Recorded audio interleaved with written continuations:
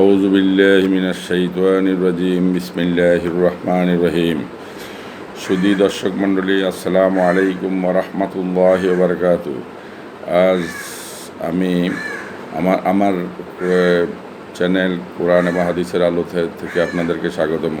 আশা করি আপনারা যে যেখানে আছেন সবাই ভালো আছেন। আল্লাহ এবং আপনার করোনা ভাইরাসে মহামারীতে অন্যান্য দুর্যোগে আল্লাহ আপনাদেরকে হেফাজত করুন।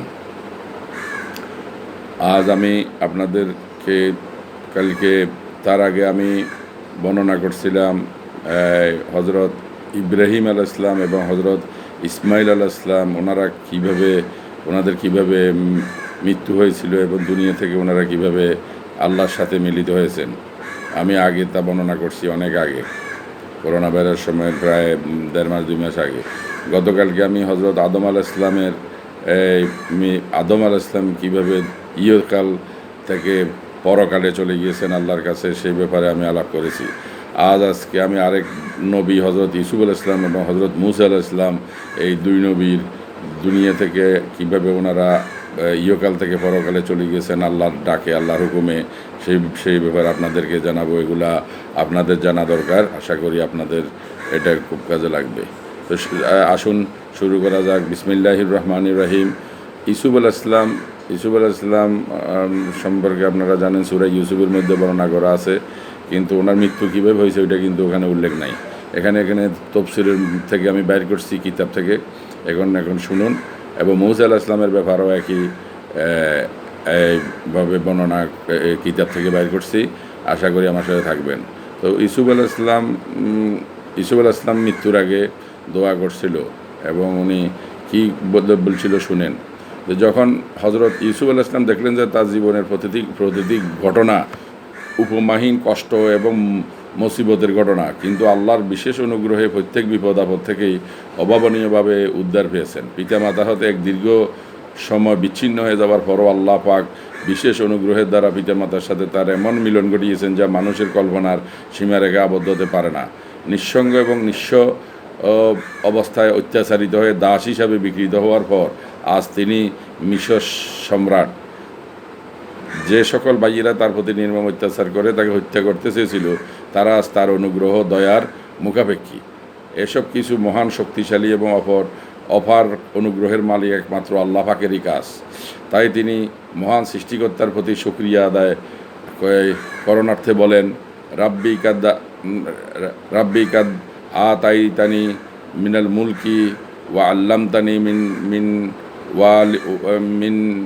মিন তাআউলিল আহাদিসি ফাতিরাস সামাওয়াতি ওয়াল আরদি আনতা ওয়ালি ফিদ দুনিয়া ওয়াল আখিরাতি তাওয়াফাইনি মুসলিমা ওয়া আলকিহিনি বিসসালিহিনা। এই হজরত ইউসুফ আলাইহিস সালাম এই আয়াত পাঠ করছে আল্লাহর কাছে। এটার অর্থ হইল, হে রব, মৃত্যুর আগে উনি এই দোয়াটা করছে আল্লাহর কাছে। যে এটার অর্থ বলি, হে রব, আপনি আমাকে বিরাট রাজত্ব দিয়েছেন এবং স্বপ্নের ফলের বর্ণনা শিক্ষা দিয়েছেন। হে আসমান জমিনের স্রষ্টা, আপনি দুনিয়া ও আখিরাতে আমার অভিভাবক। আপনি এমন অবস্থায় আমাকে এই জগৎ থেকে উঠাবেন যে আমি আপনার পূর্ণ অনুগত থাকি এবং আমাকে আপনার বিশেষ বান্দাদের সাথে অন্তর্ভুক্ত করুন।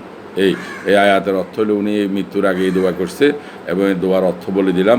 যে উনি বলছে যে কি, দুনিয়া বা আখিরাতে আপনি আমার অভিভাবক, আপনি এমন অবস্থা আমাকে জগৎ থেকে উঠাবেন যে আমি আপনার অনুগত থাকি, আমি যাতে আপনার অনুগত থাকি এবং আমাকে আপনার বিশেষ বান্দাদের সাথে অন্তর্ভুক্ত করবেন। এটা মৃত্যুর আগে উনি এই দোয়া করছে আল্লাহর কাছে।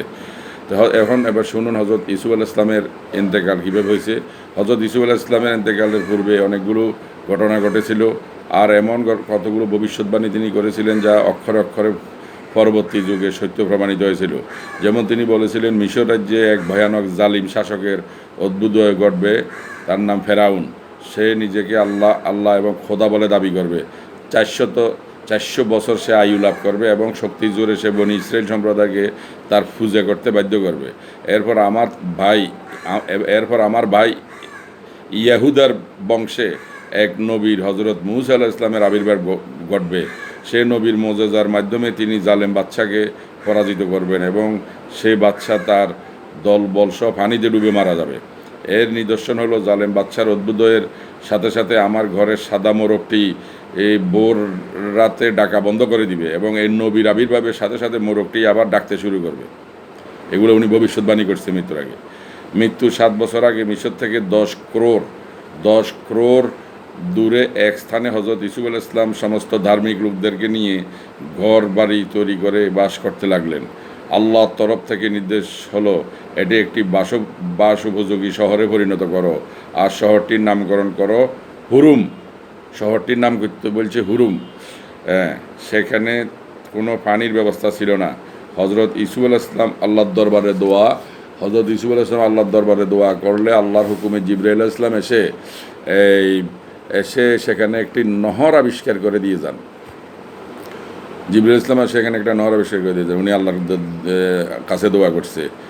সেখানে কোনো পানি ছিল না। আল্লাহর কুদরতের নহর দিয়ে প্রচুর পানি নির্গত হয়েছে, সকলের চাহিদা পূরণ করে দিল। ফলে সে স্থান একটি জাঁকজমকপূর্ণ শহরে পরিণত হলে শহরের হেরেমের নাম রাখা হলো মদনী। আর এই মদনীতে কোনো বিধর্মী লোকের বসবাস করা বা প্রবেশ করাও নিষিদ্ধ ছিল। শহরটির অধিবাসীরা পরম সুখ শান্তিতে বসবাস করতে লাগলেন।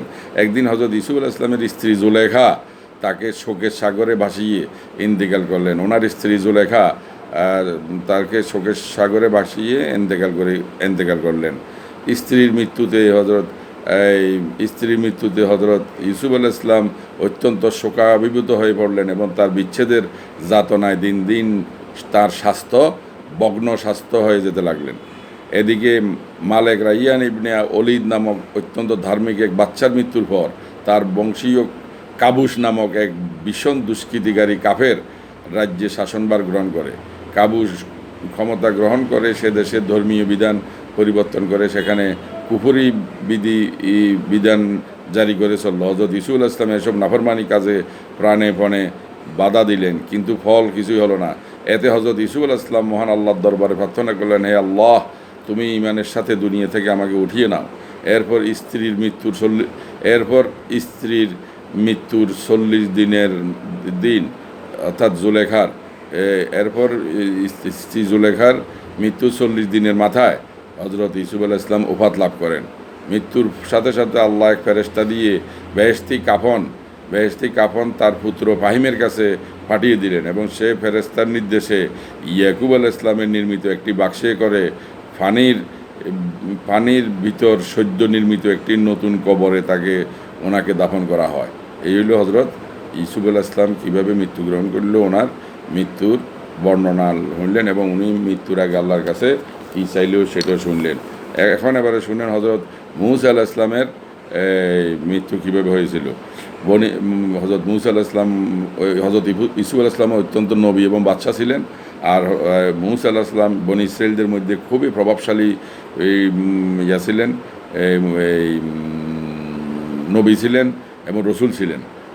উনি কোরআনে ম্যাক্সিমাম বর্ণনা, অধিকাংশ অনেক সূরার মধ্যে মুসা আলাইহিস সালামের বর্ণনা আছে এবং উনি অনেক যারা খোদা দাবি করছিল অনেকের উনি ধ্বংস করছে। মুসা আলাইহিস সালাম আল্লাহর হুকুমে, আল্লাহ ওনারে দিয়ে ধ্বংস করাইছে। তো শুনেন ওনার মৃত্যু কীভাবে হয়েছিল।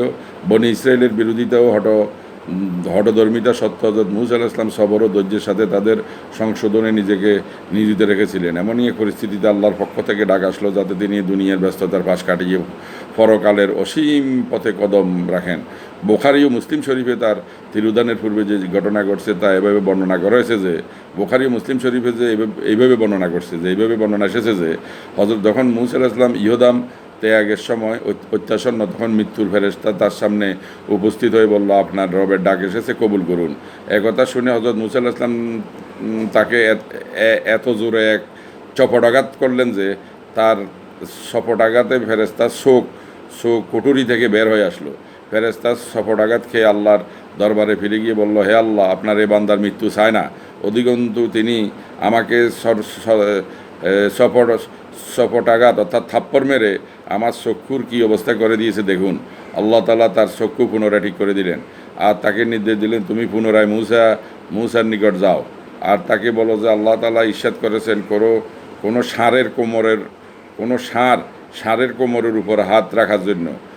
এতে তার হাতের নিচে ষাঁড়ের যতগুলো লোম থাকবে তিনি তত বছর আরও হায়াত পাবেন। ফেরেশতা পুনরায় হজরত মুসা আলাইহিস সালামের নিকট ফিরে এলে আল্লাহ পাকের পয়গাম শুনিয়ে দিল।